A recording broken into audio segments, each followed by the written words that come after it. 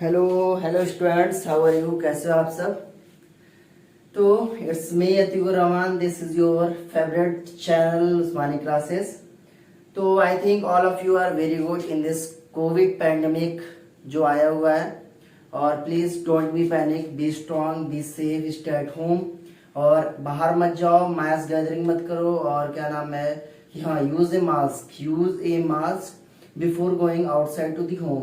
हाँ, घर से बाहर जा रहे हो तो आप मास्क लगाकर ही निकलो, बिकॉज आप सेफ हो तो आपके घर वाले सेफ है। अदरवाइज आपको दिक्कत होगी तो आपकी वजह से घर वालों को भी परेशानी होने वाली है। इससे अच्छा मेरा रिकमेंडेशन ये है कि आप घर पे ही रहो और अच्छे से पढ़ो, अच्छे से खाओ और ज्यादा से ज्यादा पैनिक मत होना। ये नहीं कि अच्छा कोविड आया है तो बहुत ज्यादा पैनिक नहीं, मतलब स्ट्रांग अपने आप को फील करो अंदर से कि हाँ, मेरा इम्यून सिस्टम मस्त है और मैं इसको झेल जाऊंगा। तो स्टार्ट करते हैं। आज हम लोग बात करेंगे क्या, इलेक्ट्रिक फील्ड लाइंस की। नहीं, वो तो बात कर चुके।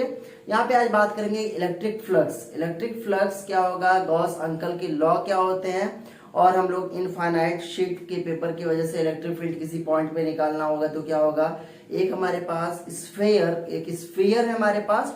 हो सकता है वो कंडक्टिंग स्फीयर हो सकता है वो नॉन कंडक्टिंग स्फीयर हो। उसके वजह से electric field outside the sphere क्या होने वाला है, इनसाइड द स्फीयर क्या होने वाला है। वन बाय वन वो सारी चीजें हम लोग यहाँ पे करने वाले हैं और डेरिवेशन के साथ हम लोग चलेंगे। विदाउट डेरिवेशन यहाँ पे बात नहीं होगी, बिकॉज डेरिवेशन आप करोगे तो आपको मजा आने वाला है। तो स्टार्ट करें। पहले हम लोग स्टार्ट करेंगे एरिया। अब बोलोगे एरिया क्या होता है, तो एरिया एक तरीके की हमारे पास क्या है, वेक्टर क्वांटिटी। मीन्स पहले हम लोग एरिया को समझेंगे, एरिया कैसे वेक्टर क्वांटिटी है। आप लोग अभी तक 10 तक आप लोग ये समझे कि एरिया कैसी क्वांटिटी, स्केलर क्वांटिटी है। क्या है, area is a scalar quantity. और आप 10th में शायद एरिया का फॉर्मूला भी यूज किए होंगे, मीन्स डिटर्मिनेंट से आप यूज करके आप एरिया निकाले होंगे। तो हम लोग यहाँ पे पहले बात करेंगे एरिया कैसे vector quantity, means area vector की बात करने वाले हैं यहाँ पे। First of all area vector होता क्या है, वन बाय वन हम लोग सारी बातें यहाँ पे क्लियर करेंगे। How is an area is an vector quantity, कैसे एरिया एक वेक्टर क्वांटिटी है। देखो सपोज मैं क्या करने वाला हूँ, यहाँ पे एक एक्स एक्सिस बना रहा हूँ यहाँ पे और एक वाई एक्सिस बनाऊंगा और here is Z axis. X axis और ये हमारे पास वाई एक्सिस और ये हमारे पास जेड एक्सिस है हमारे पास। मैं बोला एक यहाँ पे प्लेन सरफेस है, एक हमारे पास यहाँ पे प्लेन सरफेस है। अब बोलोगे ये प्लेन सरफेस है तो मैं इसका नाम दे दिया जाए ए बी सी और ये होगा D. A B C D एक प्लेन सरफेस है। प्लेन सरफेस का मतलब हो गया इट हैज ओनली 2 डायमेंशन और third dimension is very very negligible as compare to other 2 dimensions. अगले 2 डायमेंशंस के मुकाबले ये क्या है हमारे पास, ओके। तो दो डायमेंशंस के मुकाबले ये तीसरा डायमेंशन क्या होने वाला है, बहुत ही ज्यादा नेग्लिजिबल होने वाला है। मैं बोला कि अगर ये एरिया है तो मैं बोला कि ये डिस्टेंस मान लो ए भी है, इसको ए ले लो और ये भी क्या है हमारे पास ए। अगर ये एरिया वेक्टर क्वांटिटी है तो वेक्टर क्वांटिटी किस तरीके से है, वेक्टर क्वांटिटी किसी भी चीज के पास अगर हमारे पास वेक्टर क्वांटिटी है, इसके पास 2 चीज होने वाला है, प्लस इसका मैग्नीट्यूड होगा। वेक्टर का हमारे पास 2 चीज होगा, एक होगा ना, पहला होगा magnitude and second one is direction. ये क्या होगा, डायरेक्शन होने वाला है। How to find the magnitude मैं यहाँ पे आपको सिखाने वाला हूँ। Suppose we have two vector, let us suppose this is a vector and another one is b vector and both vector lying on the same plane। दोनों vector एक same plane में लाई कर रहा है, मतलब ए वेक्टर इस प्लेन में लाई कर रहा है, बी वेक्टर भी इस प्लेन में लाई कर रहा है। तो मैं क्या करने वाला हूं, मैं बोला इन दोनों के बीच का एंगल क्या हमारे पास, थीटा है। तो यहाँ पे अगर मैं ए वेक्टर क्रॉस बी वेक्टर करने वाला हूं तो क्या आएगा, इसका मतलब आर वेक्टर, मैं बोलूं R vector is equal to क्या होगा, यहाँ पे A vector cross B vector करना है तो इसको कैसे लिखोगे, A vector cross B vector लिखने का तरीका हमारे पास क्या है, this R vector is equal to this is A B sine theta, this is A B sine theta और इसके साथ एक आने वाला है एन यूनिट वेक्टर। मतलब ये हमारे पास क्या रिप्रेजेंट करने वाला है, ये वेक्टर का मैग्नीट्यूड मतलब रिजल्टेंट का मैग्नीट्यूड रिप्रेजेंट करने वाला है, और ये n यूनिट वेक्टर क्या रिप्रेजेंट करेगा, डायरेक्शन को रिप्रेजेंट करता है। इसका मतलब this represent a magnitude of both vector, दोनों वेक्टर के रिजल्टेंट का मैग्नीट्यूड रिप्रेजेंट करने वाला है, और ये क्या होगा हमारे पास डायरेक्शन प्लस ये डायरेक्शन कैसे निकालोगे, बहुत आसान, मैग्नीट्यूड क्या होने वाला है ए बी साइन थीटा। अब बोलोगे A vector cross B vector, क्यों, B vector cross A vector करो, B A sine theta, n unit vector क्या होने वाला है, और एन यूनिट वेक्टर इन दोनों वेक्टर के परपेंडिकुलर होने वाला है। मींस अगर ए वेक्टर इस प्लेन पे है, बी वेक्टर इस बोर्ड पे है, तो जो एन यूनिट वेक्टर आने वाला है इन दोनों प्लेन के परपेंडिकुलर आने वाला, मतलब ए वेक्टर के परपेंडिकुलर बी वेक्टर के भी परपेंडिकुलर होगा, या हो सकता है इनसाइड टू द बोर्ड हो, या हो सकता है हमारे पास मींस टुवर्ड्स आवर आईज, मतलब हमारे हो सकता है आंख के तरफ आता हुआ डायरेक्शन हो सकता है इनसाइड टू द बोर्ड हो। इसका मतलब एन यूनिट वेक्टर याद करना, N unit vector is perpendicular to the plane surface. Plane surface के क्या होने वाला है, ये परपेंडिकुलर होने वाला है। अब प्लेन सरफेस का मतलब हो गया ये बोर्ड के परपेंडिकुलर होने वाला है। तो मैं यहाँ पे लिखने वाला हूँ क्या, सपोज करो यहाँ पे बोर्ड के परपेंडिकुलर ये होने वाला है, और ए बी साइन थीटा क्या बताने वाला है यहाँ पे, मैग्नीट्यूड। सही है क्या, हाँ सही है। तो ये होगा हमारे पास ए और ए। ये बताओ अगर एरिया वेक्टर क्वांटिटी है तो इसका मैग्नीट्यूड भी होगा as well as direction. Area जैसे उसका scalar quantity, area of rectangle क्या होगा L into B, area of square क्या होने वाला है ए स्क्वायर। तो सेम चीज मैग्नीट्यूड तो सेम वैसे निकलने वाला है, बस उसका डायरेक्शन मुझे बताना है। बिकॉज जब तुम इलेक्ट्रिक फ्लक्स पढ़ोगे तो तुम्हें समझ में आएगा, अरे यार एरिया वेक्टर का यूज तुम्हें समझ में आने वाला है, वेक्टर के यूज किस तरीके से होने वाला है। बहुत ही बेहतरीन कॉन्सेप्ट है, आप लोग बस सीखो, अभी सीखो। मैं बोला कि ये अगर वेक्टर क्वांटिटी है तो मैं बोला यहाँ पे जो आर वेक्टर आएगा, मतलब एरिया जो वेक्टर आने वाला है, तो मैं बोला एरिया जो वेक्टर आएगा वह क्या आने वाला है, एरिया मींस ए वेक्टर जो आएगा ये होगा ए बी वेक्टर क्रॉस, और ये क्या होने वाला है डी सी वेक्टर होने वाला है, means A B vector cross D C vector, और दोनों वेक्टर के बीच का एंगल कितना हमारे पास 90 डिग्री है। इसका मतलब अगर ए वेक्टर लिखोगे तो क्या लिखने वाले हो, ए वेक्टर जो लिखोगे A B vector cross B C vector means A into A, और होगा ए इंटू ए, और एंगल कितना होने वाला है साइन 90 डिग्री, और इसके ऊपर एक और यूनिट वेक्टर आने वाला है, एक यूनिट वेक्टर आने वाला है। ए इंटू ए कितना होगा ए स्क्वायर, साइन 90 की वैल्यू आपको सबको पता होगी, साइन 90 की वैल्यू हम लोग बचपन से मतलब 9th और 10th क्लास से पढ़ते ही आ रहे हैं। साइन 90 की वैल्यू कितनी होने वाली है मीन्स 1, और ए वेक्टर हमारे पास आया, ए वेक्टर आया ए स्क्वायर, और ये कितना आया हमारे पास एन यूनिट वेक्टर। बट ये एन यूनिट वेक्टर का साइन किधर होने वाला है, ये बताओ। ये एन यूनिट वेक्टर में क्या बोला, दोनों प्लेन के परपेंडिकुलर मींस दोनों वेक्टर के परपेंडिकुलर क्या होने वाला है एन यूनिट वेक्टर, और मैं बताया एन यूनिट वेक्टर क्या होने वाला है perpendicular to the plane surface. ये 2 डायमेंशनल सरफेस की बात कर रहा हूं मैं 2 डायमेंशनल सरफेस की बात कर रहा हूँ, 2 डायमेंशनल प्लेन की मैं बात करने वाला हूँ यहाँ पे। क्यों, ये रेक्टेंगल कैसा फिगर है 2 डायमेंशनल मतलब 2D फिगर है। ये बताओ स्क्वायर कैसा फिगर है 2D फिगर है क्या, क्यूब 2D फिगर है क्या, नहीं। हेमिस्फीयर 2D फिगर है क्या, नहीं। स्फीयर 2D फिगर है क्या, नहीं।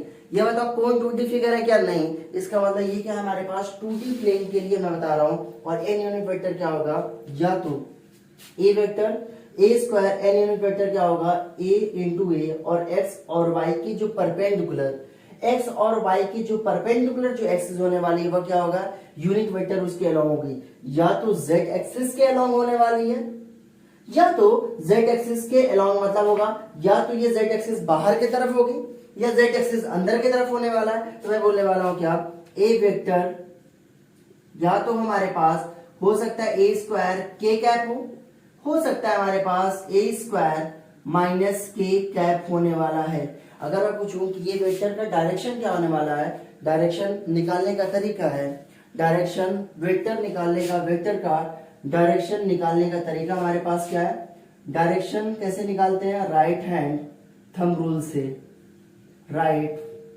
हैंड थंब रूल से हम लोग क्या निकालने वाले हैं, यहाँ पे डायरेक्शन निकालने वाले हैं। आज से याद करो, अगर हमारे पास क्लॉकवाइज डायरेक्शन है, इसका मतलब क्या होने वाला है, इनवर्ट टू द प्लेन होने वाला है। अगर हमारे पास एंटी क्लॉकवाइज डायरेक्शन होगा, मतलब क्या, अगर मैं बोला A vector cross, A vector पे ऐसे रखो, A vector cross B vector, क्या होगा, A vector cross B vector means outside to the board हो रहा है कि नहीं। मैं बोलता B vector cross A vector, क्या होगा, B vector cross A vector, ये बताओ इनसाइड टू द बोर्ड आ रहा है कि नहीं। B vector cross A vector क्या आ रहा है, इनसाइड टू द बोर्ड आ रहा है। तो मैं बोला कि B vector cross A vector क्या होगा, इनसाइड टू द बोर्ड, इसका मतलब क्या होगा, बोर्ड के परपेंडिकुलर होगा या मींस। तो राइट हैंड थंब रूल, इसका मतलब कर्ल करो फिंगर को जिस डायरेक्शन से, पहले लिख लो ए वेक्टर, तो ए वेक्टर पे रखो और फिंगर को कर्ल करो कौन से डायरेक्शन की तरफ, बी की तरफ। ये क्या होने वाला है, आउटसाइड। इसका मतलब यहाँ पे दो केस बनने वाला है, एक तो यह क्लॉकवाइज बनेगा या तो एंटी क्लॉकवाइज बनने वाला है, या तो क्लॉकवाइज बनेगा या तो एंटी क्लॉकवाइज बनेगा। आप तो याद ही कर लो, क्लॉकवाइज डायरेक्शन है और ये क्या हमारे पास एंटी क्लॉकवाइज डायरेक्शन है। अगर क्लॉकवाइज डायरेक्शन है, इनवर्ट टू दी प्लेन होगा। इनवर्ट को हम लोग रिप्रेजेंट करते हैं किससे, क्रॉस से। अगर हमारे पास आउटसाइड मीन्स देखो प्लेन के बाहर आता हुआ तुम्हें दिख रहा है, इसका मतलब ये क्या होने वाला है, ये होगा मीन्स पॉइंट से डिनोट होने वाला है, means away from the board, means बोल सकते हो क्या, means outside to the board. और ये क्या होने वाला है, perpendicular inside to the board होने वाला है। इसका मतलब ये हुआ area A square K cap, और ये क्या होने वाला है, A square minus K cap. इसका मतलब पूछूंगा एरिया, सिंपल। अब कैसे निकालोगे एरिया, बार बार ऐसे मत करना। एरिया निकालने का तरीका क्या करना, मैग्नीट्यूड जैसे निकालते थे, एरिया ऑफ स्क्वायर क्या होता है, A square, area of rectangle L into B, area of circle क्या होगा, pi r square. Area same रखना, बट अगर तुम्हें डायरेक्शन चाहिए तो उस प्लेन सरफेस के परपेंडिकुलर जो एक्सिस होगी वही क्या होने वाला है, डायरेक्शन होने वाला है। मैं बोला यहाँ पे के कैप लिखा हूं और यहाँ पे माइनस के कैप। इसका मतलब हो सकता है कि कोई A B vector cross B C vector करे, हो सकता है कोई C B vector cross B A vector करे, तो इसीलिए मैं क्या ये लिखा। समझ में आया। ये 2D प्लेन कैसे हमारे पास, कैसे ये ए स्क्वायर के कैप आएगा, ए स्क्वायर माइनस के कैप आने वाला है। इसीलिए हम लोग क्या बोलते हैं, एरिया कैसी क्वांटिटी हमारे पास, स्केलर क्वांटिटी। भाई साहब तुम डायरेक्शन तो पता ही कर लेना, बिकॉज बहुत ही इंपॉर्टेंट होने वाला है। जब मैं बोलूंगा ना कि ये बताओ, अगर हमारे पास ये प्लेन है कुछ इस तरीके से, ये बता इसका एरिया वेक्टर क्या होने वाला है, एरिया वेक्टर इस प्लेन सरफेस की क्या होगा, परपेंडिकुलर। आज से याद करो, जो एरिया वेक्टर होगा वह क्या होने वाला है, इस प्लेन सरफेस के परपेंडिकुलर होगा। आज से याद करो, area vector is always perpendicular to the plane surface. कहीं है क्या जगह लिखने के लिए, तो इसको मिटाता हूं और यहाँ पे लिखने वाला हूं वन इंपॉर्टेंट नोट, और याद करना, area vector is always perpendicular to, is always, for 2D plane की बात कर रहा हूं मैं, 2D प्लेन सरफेस की बात कर रहा हूं। Area vector is always perpendicular to the plane surface के क्या होने वाला है, हमेशा परपेंडिकुलर होने वाला है। क्लियर ये चीज। क्वेश्चन करे क्या इसके ऊपर, थोड़ा और फील ले फिजिक्स का। जब तक फील नहीं आएगा फिजिक्स में मजा नहीं आने वाला है। तो फील्ड के लिए क्वेश्चंस करते हैं। समझ में आया ये पूरा आई थिंक ये चीज क्लियर हो चुकी होगी। दिख रहा है क्या, हाँ।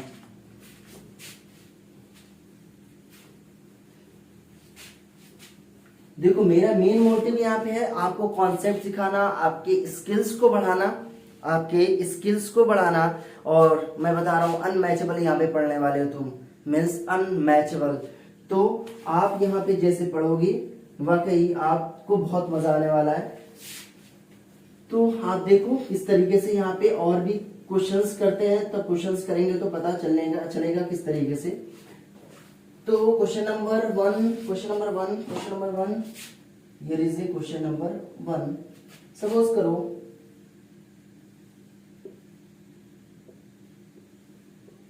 ये एक्स एक्सिस, ये वाई एक्सिस है, ये हमारे पास जेड एक्सिस है। यहाँ पे हमारे पास एक प्लेन सरफेस ले रहा हूं मैं, यहाँ पे मैं एक प्लेन सरफेस यहाँ पे ले रहा हूं, ये है प्लेन सरफेस।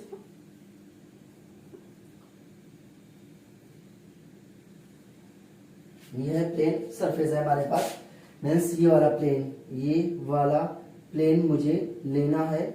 और ये प्लेन कौन से प्लेन में लाई कर रहा है, एक्स और जेड प्लेन में। मैं बोला इसका लेंथ एल है और ये ब्रेड्थ है। ये बताओ इसका डायरेक्शन क्या होगा, तो एरिया क्या लिखना, एरिया सेम लिखना, मैग्नीट्यूड ऑफ एरिया क्या होने वाला है, एरिया वेक्टर लिखोगे तो क्या होगा, एरिया वेक्टर देखो, मैग्नीट्यूड लिखो, ये कितना होने वाला है, एल इंटू बी। कौन से डायरेक्शन में है, एक्स और जेड प्लेन सरफेस के, एक्स जेड प्लेन के परपेंडिकुलर कौन सा एक्सिस है हमारे पास, वाई एक्सिस है कि नहीं। याद करो एक्स एक्सिस को रिप्रेजेंट करने के लिए हमें कौन सा यूनिट वेक्टर को लाने की जरूरत पड़ी, आई कैप। ये बताओ वाई एक्सिस को रिप्रेजेंट करने के लिए कौन सा यूनिट वेक्टर को लाने की जरूरत पड़ा हमें, मींस जे कैप, और जेड कैप को, जेड को रिप्रेजेंट करने के लिए के कैप। इसका मतलब एक्स वाई की परपेंडिकुलर होने वाला है, ये क्या होने वाला हमारे पास, के कैप या जे कैप। ये क्या होने वाला है, या तो हो सकता है हमारे पास जे कैप हो सकता है यहाँ पे एल बी इंटू क्या हो सकता है यहाँ पे माइनस जे कैप। ये क्या है हमारे पास, डायरेक्शन बताने वाला है। सपोज करो यहाँ पे क्वेश्चन नंबर 2 देखो, क्वेश्चन नंबर 2 देखो, मैं बोला कि ये हमारे पास है प्लेन, और ये प्लेन है हमारे पास, बहुत ध्यान से समझना, ये एक्स है, ये जेड है, और ये हमारे पास वाई। बोलो ये कैसे सर, ये तो हमेशा वाई होता है, जरूरी नहीं हमेशा वाई होता है। आप ये आर्बिट्री एक्सिस है, आप कुछ भी मान सकते हो। मैं यहाँ पे एक सर्कल लिया, ऐसे एज्यूम किया, और सर्कल, और जिसका रेडियस आर है हमारे पास, ये हमारे पास, ये कुछ गंदा सा बन रहा है क्या, नहीं, मैं बोला ये हमारे पास सर्कल है जिसका रेडियस आर है, मुझे इसका एरिया बता दो क्या होने वाला है। मैं बोला कि इसका एरिया अगर निकालना है आपको, तो एरिया बहुत आसानी से है। एरिया कैसी क्वांटिटी हमारे पास, वेक्टर क्वांटिटी। इसका एरिया निकलो, एरिया क्या होने वाला है, पाई आर स्क्वायर होगा कि नहीं, एरिया होने वाला है यहाँ पे पाई आर स्क्वायर। और कौन से डायरेक्शन में होगा, ये बताओ, ये सर्कल कौन से प्लेन में लाई कर रहा है, ये सर्कल एक्स और जेड प्लेन में लाई कर रहा है। तो ये बताओ एक्स जेड के परपेंडिकुलर कौन सा एक्सिस है, ये कौन सा एक्सिस है हमारे पास, वाई एक्सिस। और इसको मैं किससे रिप्रेजेंट करने वाला हूँ, आई जे के। तो ये क्या होने वाला है हमारे पास, जे कैप से रिप्रेजेंट करूंगा। या तो हो सकता है पाई आर स्क्वायर, और ये कितना होगा हमारे पास, माइनस जे कैप। समझ में आया। इस तरीके से एरिया वेक्टर आप पता कर सकते हो। इसका मतलब एरिया वेक्टर क्या होने वाला है, इस प्लेन के परपेंडिकुलर होने वाला है, इस प्लेन के परपेंडिकुलर होने वाला है। ये चीज क्लियर। ये यूज करना 2D प्लेन सरफेस में, क्या 2D प्लेन सरफेस में। अब मैं बात करने वाला हूं जो इंपॉर्टेंट है मींस फ्लक्स के लिए, वह होगा 3D सरफेस के लिए एरिया वेक्टर हम लोग कैसे लें। 3D सरफेस के लिए एरिया वेक्टर हम लोग कैसे लें, तो 3D सरफेस के लिए समझेंगे हम लोग। तो यार कोरोना का पीक आने वाला है, तो कोरोना का पीक आने वाला है, तो मैं बार बार बोलूंगा आप लोग होम पे ही रहो, घर पे ही रहो, घर पे मजा करो, पबजी वगैरह खेलो, पबजी वगैरह खेलो। तो मतलब खेल ज्यादा मत खेलो, कम ही, हर एक चीज करो लिमिटेड वे में, बट पढ़ाई अनलिमिटेड वे में करना होगा तुम्हें। हर एक चीज लिमिटेड वे में करो, पढ़ाई अनलिमिटेड वे में करोगे तो वह चीज डोमिनेट नहीं करेगी। अगर वह चीज ज्यादा डोमिनेट नहीं करेगा तो तुम हमेशा सक्सेसफुल होने वाले हो। तो यहाँ पे फॉर 3D सरफेस के लिए हम लोग बात करने वाले हैं 3D सरफेस। और 3D सरफेस को हम लोग क्या बोलने वाले हैं, sometimes closed surface, closed surface. अब बोलोगे 3D सरफेस क्लोज सरफेस है क्या, वह है हमारे पास, हो सकता है क्यूब हो सकता है हमारे पास क्यूबॉइड हो सकता है हमारे पास सिलेंडर हो सकता है हमारे पास स्फीयर हो। अब आगे के जितने भी केस आएंगे वो क्यूब आएगा, हेमिस्फीयर आएगा, सॉलिड स्फीयर आने वाला है, और हमारे पास होलो स्फीयर आने वाला है, इस तरीके से। और ये क्या आने वाले हैं, सब के सब 3D सरफेस है और क्लोज्ड सरफेस है। ये क्या है, अब क्लोज सरफेस, इसमें एरिया वेक्टर क्या लेना होगा, इसमें एरिया वेक्टर क्या लेना होगा। और ये बताओ कोई भी प्लेन सरफेस का हमेशा 2 एरिया वेक्टर आ रहा था, एक के कैप एक माइनस के कैप, एक जे कैप एक माइनस जे कैप। तो यहाँ पे क्या होगा, सिर्फ only outward normal area vector is considered. इसका मतलब जो एरिया वेक्टर का डायरेक्शन क्लोज्ड सरफेस के अंदर आ रहा है उसको नहीं लेना है, जो क्लोज सरफेस के बाहर आ रहा है उसको लेना है। मैं समझा रहा हूं किस तरीके से यहाँ पे। तो यहाँ पे पॉइंट नोट करना, means area vector is considered only outward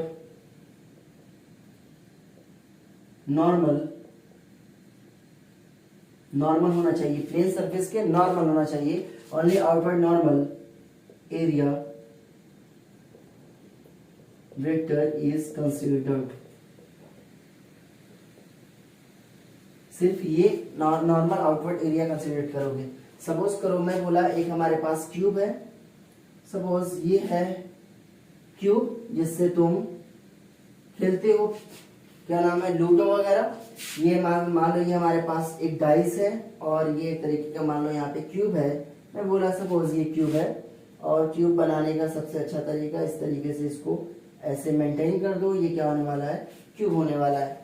ये बता इस क्यूब का कितना सरफेस होने वाला है। इस क्यूब का 6 फेस होगा, 1 2 3 4 5 और ये वाला 6 फेस। देखो 2 फेस इधर, ये रूम की बात कर रहा हूँ, 2 फेस इधर, 2 फेस इधर और 2 फेस इधर।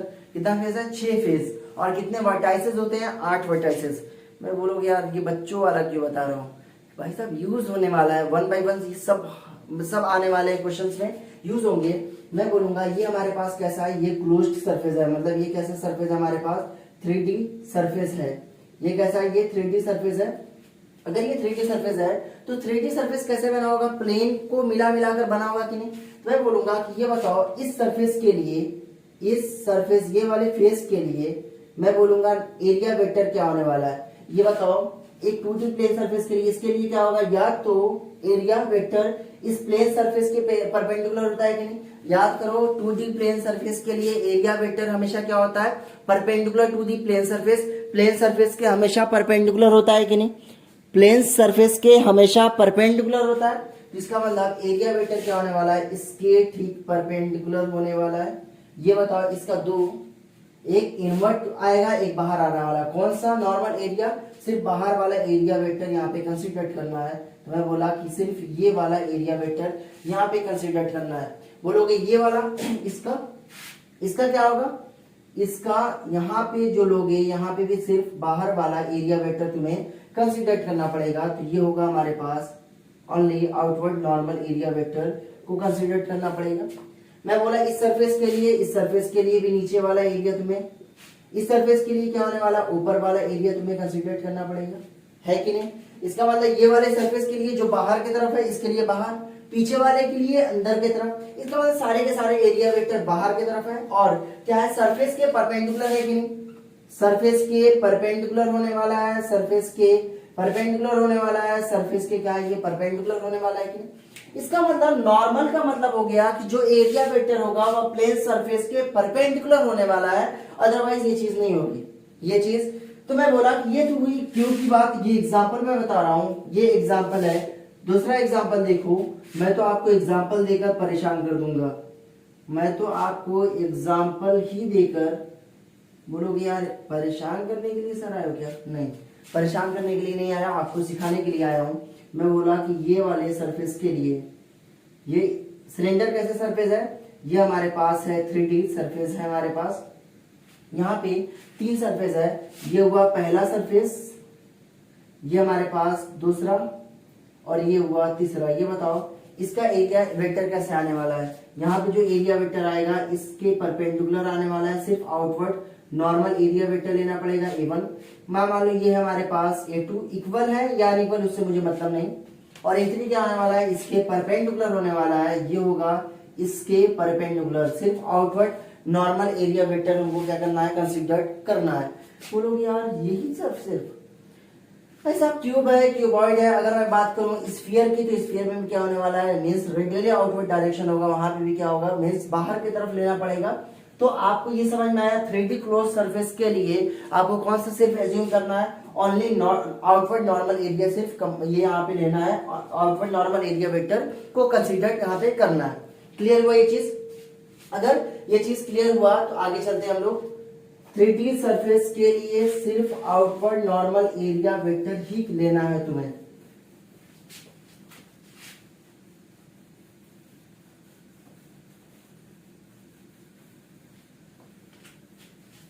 ठीक, अब हम लोग बात करेंगे क्या, फ्लक्स, इलेक्ट्रिक फ्लक्स होता क्या है, कैसे ये आया, phi is equal to D, मतलब ई ए कॉस थीटा, कुछ ऐसा था ना, कुछ पढ़े होगे तुम लोग 12th वालों। तो इसका मतलब यहाँ पे क्या होने वाला है, इलेक्ट्रिक फ्लक्स की बात करने वाले हम लोग, इलेक्ट्रिक फ्लक्स की बात हम लोग करेंगे। यहाँ पे इलेक्ट्रिक फ्लक्स, बहुत ध्यान से समझियो, मैं बहुत ही धीरे पढ़ाऊंगा मगर बहुत ही और अच्छे से पढ़ाने वाला हूँ। इलेक्ट्रिक फ्लक्स को रिप्रेजेंट करते हैं हम लोग किससे, फाई से। क्या बोलते हैं इसको हम लोग, phi.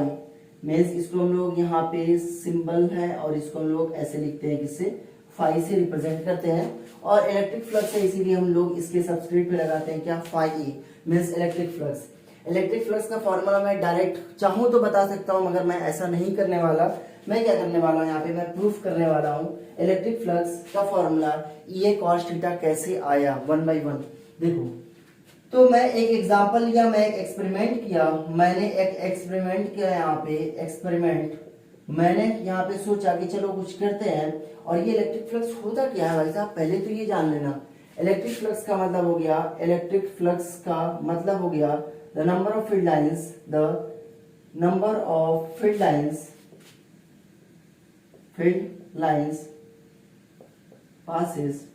passing through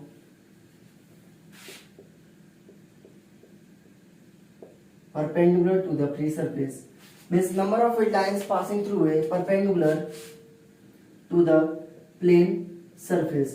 plane surface के परपेंडिकुलर कितना number of field lines pass कर रहा है, उसको हम लोग क्या बोलने वाले हैं, इलेक्ट्रिक फ्लक्स बोलने वाले हैं। इलेक्ट्रिक फ्लक्स क्या होगा, कितना number of field lines pass करेगा perpendicular to the plane surface. Plane surface के परपेंडिकुलर कैसे पास करेगा, ये ज्यादा इंपॉर्टेंट है। मतलब सपोज करो, विजुलाइज करो, ये हमारे पास प्लेन है एक तरीके का, यहाँ पे कुछ दिख नहीं रहा, थोड़ा सा मैं यहाँ पे कुछ लेके आता हूँ, थोड़ा सा आप वेट करो, वॉच करो, सॉरी फॉर। तो चलो ठीक, ये हो गया हमारे पास। मैं बोला ये हमारे पास नंबर ऑफ फील्ड लाइंस है, मैं बोला कि ये हमारे पास एक एरिया वेक्टर इसका क्या होने वाला है, इस प्लेन सरफेस के परपेंडिकुलर होने वाला है। क्या नंबर ऑफ फील्ड लाइंस कितना पास कर रहा है perpendicular to the plane surface, इस प्लेन सरफेस के परपेंडिकुलर। मतलब न तो फील्ड लाइंस ऐसे जाए, न तो फील्ड लाइंस ऐसे जाए, न तो फील्ड लाइंस ऐसे जाए। नंबर ऑफ फील्ड लाइंस इस प्लेन सरफेस के परपेंडिकुलर कितना पास कर रहा है, वह कौन बताएगा, मीन्स इलेक्ट्रिक फ्लक्स बताने वाला है। वह कौन बताने वाला है, इलेक्ट्रिक फ्लक्स बताने वाला है। एक्सपेरिमेंट मैंने एक एक्सपेरिमेंट किया, मैं बोला कि सपोज यहाँ पे एक मैं प्लेन लिया, प्लेन सरफेस, और इस प्लेन सरफेस को मैंने ऐसे रख दिया। इस प्लेन सरफेस को मैंने, एक इलेक्ट्रिक फील्ड है, ये इलेक्ट्रिक फील्ड है हमारे पास, और जैसे ही मैं इस इलेक्ट्रिक फील्ड को रखा, यहां से एरिया वेक्टर इसके परपेंडिकुलर प्लेन सरफेस में पास किया ऐसे करके। ये बताओ यहाँ पे इलेक्ट्रिक फ्लक्स कितना होने वाला है, 2 होने वाला है। कितना लाइंस, इलेक्ट्रिक फील्ड लाइंस का कितना पास कर रहे हैं, यहाँ पे इलेक्ट्रिक फील्ड लाइंस यहाँ पे 2 पास कर रही है। ये कैसे हुआ, सपोज करो ये इलेक्ट्रिक फील्ड लाइंस है, और मैंने क्या, मैं ऐसे करके रख दिया इसको, मैं ऐसे करके इसे रख दिया। देखा कि एक लाइन ऐसे, एक लाइन ऐसे, एक ऊपर से एक नीचे चली गई। मैं फिर से यही सरफेस को लिया, बट यहाँ पे इलेक्ट्रिक फील्ड के इंटेंसिटी को मैं इंक्रीज कर दिया। क्या, इलेक्ट्रिक फील्ड के इंटेंसिटी को मैं इंक्रीज किया।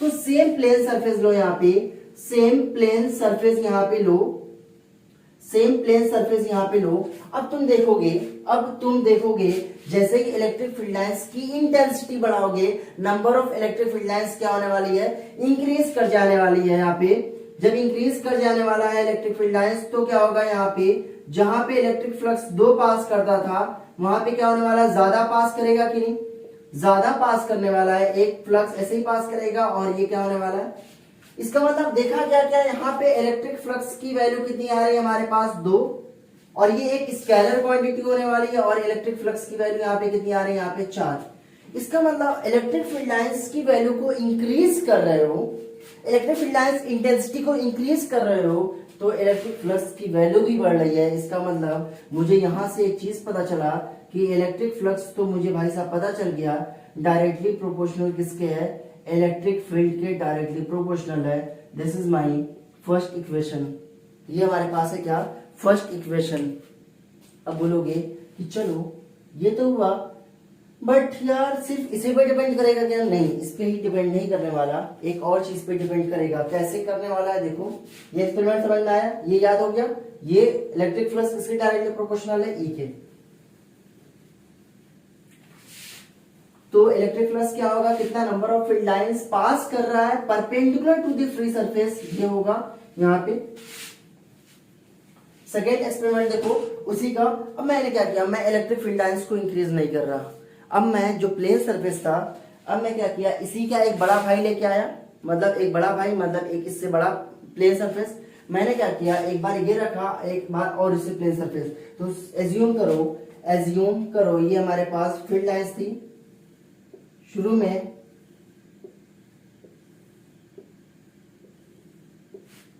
और यहां पर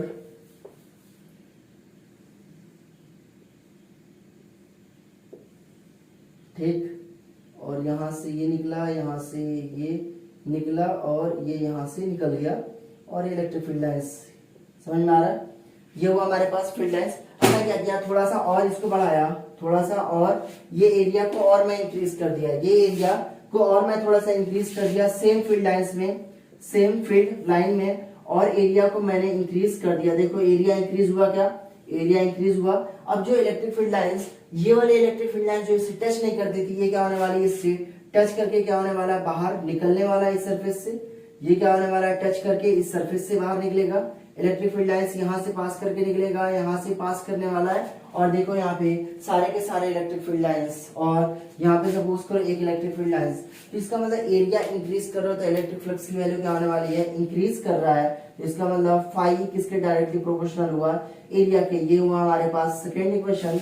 और ये हमारे पास क्या हुआ, phi E directly proportional to E, directly proportional to A. जब तुम इसको कंबाइन करोगे तो तुम्हारे पास एक रिजल्ट आने वाला है। वो रिजल्ट याद करना जरूरी है, फाई इज इक्वल टू ई ए, और ये क्या आने वाला है, कॉस थीटा। ये क्या आने वाला है, ई ए कॉस थीटा। अब बोलोगे ये कैसे आया, ये तो मैं सिर्फ एग्जांपल आपको दिया कि इस तरीके से ये डिपेंड करने वाला है। तो इसका मतलब ये क्या हुआ हमारे पास, phi electric flux through a plane surface, ये क्या आने वाला है, कोई भी सरफेस से E A cos theta, E A cos theta.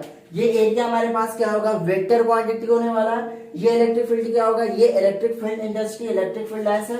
ये कॉस थीटा हमारे पास क्या है, angle between electric field and area vector के बीच का एंगल है।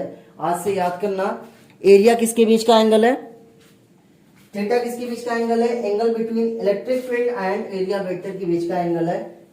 तो यहाँ पे देखो, अब मैं तुम्हें विजुलाइज कर रहा हूं किस तरीके से यहाँ पे इलेक्ट्रिक फ्लक्स को ई ए कॉस थीटा लिखा गया।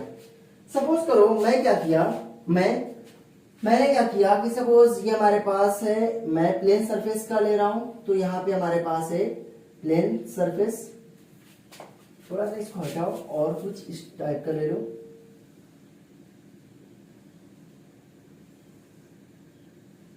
ठीक, ये हुआ। अब मैं बोल रहा हूं क्या, ये हमारे पास है क्या, इसका एरिया वेक्टर क्या होने वाला है, perpendicular to the plane surface. Plane surface क्या होगा, इसके परपेंडिकुलर होने वाला है। तो मैं बोला कि ठीक है, परपेंडिकुलर होगा तो ये क्या होने वाला है, हमारे पास एरिया वेक्टर है। हमारे पास एरिया एक वेक्टर क्वांटिटी है, एरिया। तो अगर तुम डायरेक्शन लिख दी हो तो मतलब एक की जरूरत नहीं है। मैं बोला कि इलेक्ट्रिक फील्ड लाइंस इससे क्या होने वाला है, ये जो प्लेन है उससे कितने एंगल पे हमारे पास, मैं बोला इससे कुछ एंगल पे है। और इस एंगल का नाम मैं क्या दे रहा हूँ, इस एंगल का नाम दे रहा हूँ क्या, थीटा। बहुत ध्यान से समझो, ये प्लेन सरफेस हमारे पास, ये प्लेन सरफेस है। और एरिया वेक्टर हमेशा क्या होता है, perpendicular to the plane surface. ये एरिया वेक्टर है। और यहाँ पे सपोज करो इलेक्ट्रिक फील्ड लाइंस ऐसे आ रही है, परपेंडिकुलर नहीं आ रही है, कुछ एंगल, बिकॉज जनरलाइज्ड करना है तो क्या करना पड़ेगा, इलेक्ट्रिक फील्ड लाइंस को किसी पार्टिकुलर एंगल से भेजो। मैं बोला एक पार्टिकुलर एंगल से जा रहा है, थीटा एंगल पे। तो ये बताओ यहाँ पे इलेक्ट्रिक फील्ड लाइंस का दो कंपोनेंट आने वाला है। एक कंपोनेंट आने वाला है किस डायरेक्शन में, एक कंपोनेंट आने वाला है इधर, और एक कंपोनेंट आने वाला है अलोंग द प्लेन। क्या करो, एक कंपोनेंट आने वाला है perpendicular to the plane surface E का, और ई का एक कंपोनेंट कहां पे आने वाला है, प्लेन सरफेस के अलोंग आने वाला है। जो कंपोनेंट अलोंग द आएगा वो क्या आने वाला है, ई कॉस थीटा। मैं आपको पढ़ा चुका हूं, ई कॉस थीटा। और ये क्या आने वाला है, ई साइन थीटा होने वाला है। ये क्या होने वाला है, ई साइन थीटा होने वाला है। इसका मतलब ये देखो, कौन सा इलेक्ट्रिक फील्ड लाइंस फ्लक्स देने में, फ्लक्स को प्रोवाइड कराएगा। मुझे तो लग रहा है कौन सा इलेक्ट्रिक फील्ड लाइंस दिखाने वाला है, क्या ई कॉस थीटा क्या प्लेन सरफेस के परपेंडिकुलर है क्या। प्लेन सरफेस के परपेंडिकुलर है क्या? हाँ, प्लेन सरफेस के परपेंडिकुलर। एक्चुअली ये इधर आएगा, मतलब मैं इस तरीके से नहीं बनाया, इस तरीके से ये मैंने बनाया, इधर इस तरीके से बाहर आता। सपोज करो, चलो बाहर ही ले लेता हूँ, नहीं तो कहो कंफ्यूज हो गए तुम लोग।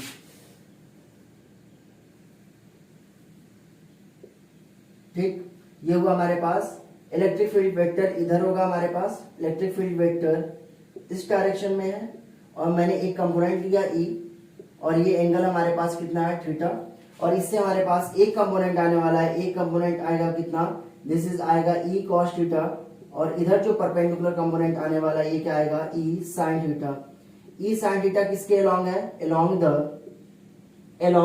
द प्लेन सरफेस के अलोंग है, ये प्लेन सरफेस के अलोंग है। और E cos थीटा जो है हमारे पास perpendicular to the plane surface के अलोंग है, प्लेन के परपेंडिकुलर है। ये बताओ फ्लक्स का डेफिनेशन है क्या? मीन्स वो number of electric field lines जो परपेंडिकुलर होगा प्लेन सरफेस के, वही तो देने वाला है इलेक्ट्रिक फ्लक्स। तो ये बताओ इलेक्ट्रिक फ्लक्स देगा तो क्या होने वाला है? E cos थीटा, और A होने वाला है क्या? ये बताओ E sin थीटा तो अलोंग है। ये बताओ क्या E cos थीटा का मतलब हो गया? सपोज ये हमारे पास एक ये चीज है, और इलेक्ट्रिक फील्ड लाइंस ऐसे जा रहा है। ये बताओ ये क्या परपेंडिकुलर है क्या प्लेन सरफेस के? नहीं। क्या ये इलेक्ट्रिक फील्ड लाइंस जो यहाँ से पास ही नहीं हो रहा, परपेंडिकुलर पास ही नहीं हो रहा, तो ये बताओ इलेक्ट्रिक फ्लक्स देगा क्या? नहीं। इसका मतलब ये जो कंपोनेंट है, ये जो इससे जो आने वाला है इलेक्ट्रिक फ्लक्स की वैल्यू, इससे कितनी आने वाली है हमारे पास? 0। बट कौन सा इलेक्ट्रिक फील्ड का कंपोनेंट मीन्स मुझे तुम्हें प्रोवाइड कराने वाला है? कौन सा इलेक्ट्रिक फील्ड का कंपोनेंट तुम्हें इलेक्ट्रिक फ्लक्स प्रोवाइड कराएगा? वो होने वाला है हमारे पास परपेंडिकुलर कंपोनेंट प्रोवाइड कराने वाला है। तो मैं लिखने वाला हूँ phi E is equal to, ये क्या होगा हमारे पास? ई ए, और ये क्या होने वाला है हमारे पास? Cos theta. इस ई ए कॉस थीटा को हम लोग क्या बोलते हैं? Electric flux. इसका मतलब ये ई ए कॉस थीटा कुछ दिख रहा है क्या? याद करो, दो वेक्टर का scalar product A vector dot B vector हम लोग लिखते थे। मैं बोला कि हमारे पास दो वेक्टर है, R vector is equal to A vector dot B vector. अगर मुझे स्केलर प्रोडक्ट चाहिए तो क्या करना पड़ता? R vector is equal to A B cos theta, और ये इसका मैग्नीट्यूड होता था। याद है क्या? हाँ। तो इसका मतलब ये क्या होगा? कुछ इस तरीके से। क्या मैं इसको फर्दर रिराइट कर सकता हूँ क्या? Phi E is equal to, ये लिख सकता हूँ क्या? E vector dot area vector, इस तरीके से। फाई इज इक्वल टू हम लोग क्या लिखेंगे यहाँ पे? This is the formula of electric flux.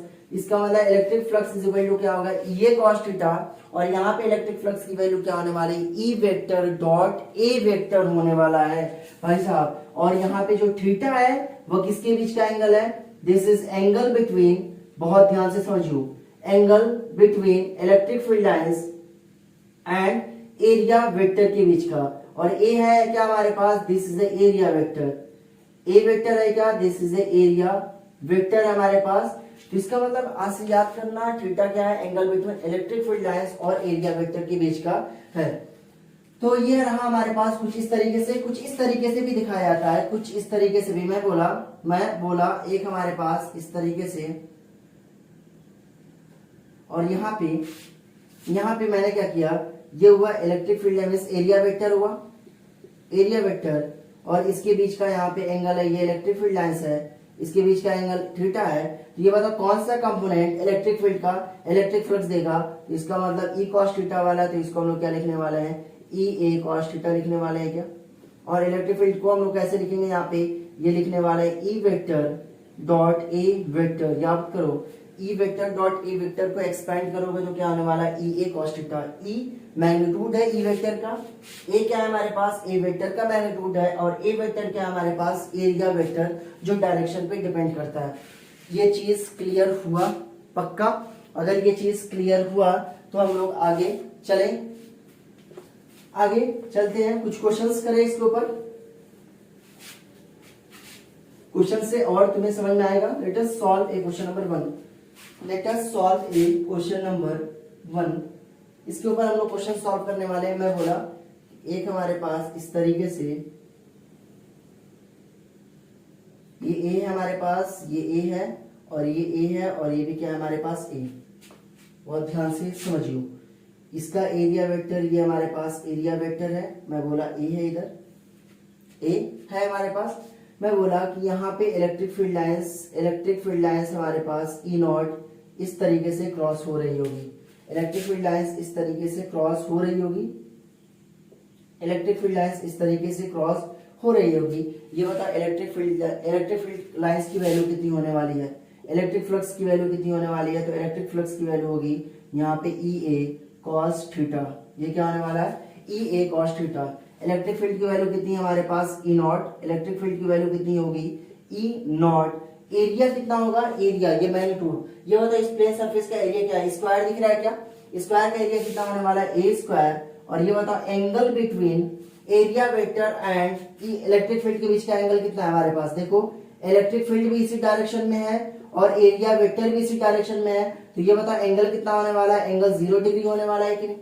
अगर एंगल 0 डिग्री होने वाला है, cos 0 डिग्री की वैल्यू कितनी होती है 1, तो इसका मतलब इलेक्ट्रिक फ्लक्स की वैल्यू कितनी है हमारे पास, ए स्क्वायर ई नॉट। और ये कैसी क्वांटिटी होती है, स्केलर क्वांटिटी होती है। इसका मतलब इलेक्ट्रिक फ्लक्स कैसी क्वांटिटी है हमारे पास, electric flux is a scalar quantity. ये कैसी क्वांटिटी है, स्केलर क्वांटिटी है हमारे पास। ये बताओ इसका यूनिट क्या होने वाला है, एसआई यूनिट। तो एसआई यूनिट की अगर मैं बात करूं, एसआई यूनिट की वैल्यू देखो, इलेक्ट्रिक फील्ड को हम लोग किस में नापते हैं, न्यूटन पर कूलम। इलेक्ट्रिक फील्ड को हम लोग किस में नापते हैं, न्यूटन पर कूलम। एरिया को किस में नापते हैं हम लोग, मीटर स्क्वायर। कॉस थीटा की कोई यूनिट नहीं है, इसको हम एसआई यूनिट क्या होने वाली है, न्यूटन मीटर स्क्वायर पर कूलम। ये क्या होने वाला है, न्यूटन मीटर स्क्वायर पर कूलम। इसका मतलब इसका जो यूनिट होने वाला है न्यूटन पर कूलम, और ये क्या होने वाला है, metre square is the electric flux. ये हुआ इलेक्ट्रिक फ्लक्स की यूनिट, न्यूटन मीटर स्क्वायर पर कूलम। इसकी वैल्यू कितनी होगी, ए स्क्वायर ई नॉट। और ये कैसे क्वांटिटी है, एक नंबर आने वाला है, एक नंबर आएगा 6.5, 5, 7, 8, 9 इस तरीके से।